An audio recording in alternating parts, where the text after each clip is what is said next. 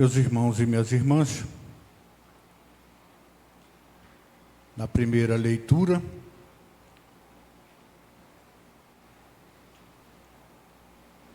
tirada do livro do Êxodo, Moisés e Arão, na luta para libertar o povo judeu, realizou vários prodígios, mas o Senhor propositalmente endureceu o coração do faraó, para que a ação de Deus fosse completa, para se cumprir o que estava escrito.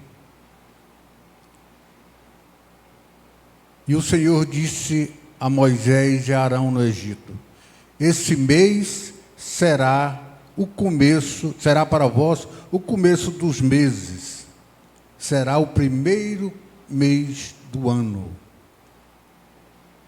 Falai a toda a comunidade dos filhos de Israel, dizendo: no 10º dia desse mês, cada um toma um cordeiro por família, um cordeiro por casa.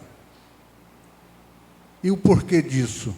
Porque normalmente o povo judeu, o povo de Deus, comemorava a passagem de uma determinada época do ano para outra determinada por costume, não por preceito, porque Deus mandou. Quando Moisés recebeu a missão de começar a trabalhar pela libertação do povo de Deus, e que Deus permitiu que houvesse tantas dificuldades, que até endureceu o coração do faraó, isso era um preparo para o que aquele povo ia enfrentar durante 40 anos caminhando no deserto.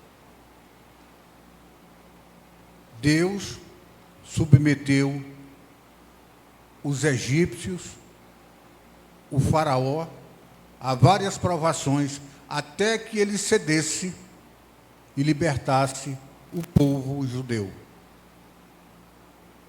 Quando o povo se preparou para sair, foi feita essa marcação nos portais, para que a peste que Deus ordenou sobre aquele povo, o povo egípcio, não atacasse também o povo de Israel, o povo que estava sendo libertado. A Páscoa passou a ser comemorada de maneira diferente. A passagem da escravidão para a liberdade. É claro que houve um longo caminho, uma longa caminhada de 40 anos, e mesmo aquele povo, vendo tudo que Deus tinha feito por eles, através de Moisés e Arão, aquele povo passou o deserto todo reclamando. Alguns queriam até voltar para a escravidão.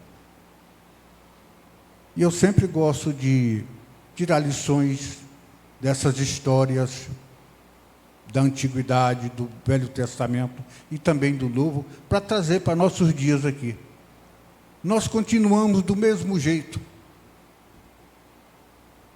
A gente não se dá conta do quanto Deus é maravilhoso conosco. A gente só se dá conta quando a coisa não está do nosso jeito. O Senhor mandou o maná, e aquele povo comeu o maná, mas continuou reclamando. Queria comidas diferentes. E nós continuamos do mesmo jeito, caminhando e reclamando, caminhando e até falando contra Deus. No nosso evangelho de hoje,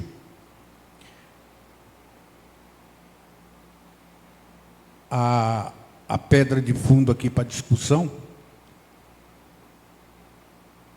é o sábado, que nós enfrentamos até hoje. Algumas denominações estão ainda no Velho Testamento. Eles usam o Novo por conveniência. Alguns para arrecadar mais. Mas ainda bem que não são muitas, são poucas denominações. Algumas vocês conhecem. que ainda tem o sábado como dia de guarda. E o que é que o Senhor diz aqui, nesse evangelho?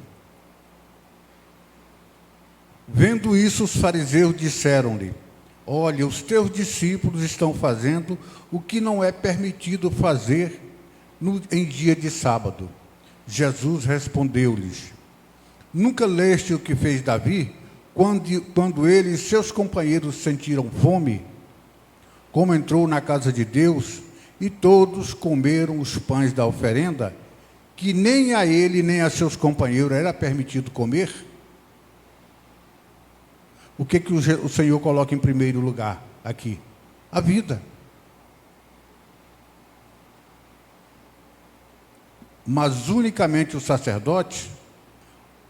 Ora, nunca leste também na lei que em dia de sábado, no templo, os sacerdotes violam o sábado sem contrair culpa alguma? Aqui está quem é maior do que o templo, Jesus. Se tivesseis compreendido o que significa quero misericórdia e não sacrifício, não teríeis condenado inocentes. Isso serve para nós também. Quando o Senhor diz que quer misericórdia e não sacrifício.